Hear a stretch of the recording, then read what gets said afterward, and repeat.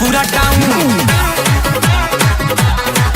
कमर अप कमर डाउन हिलतावे पूरा टाउन। बन के जबरी के मरिया दूर देला गतरे गतरिया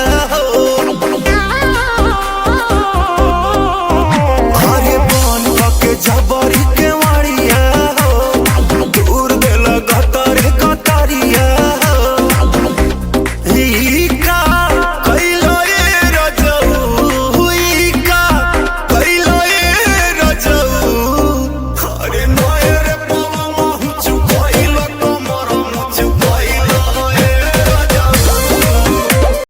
आपकी गर्लफ्रेंड है?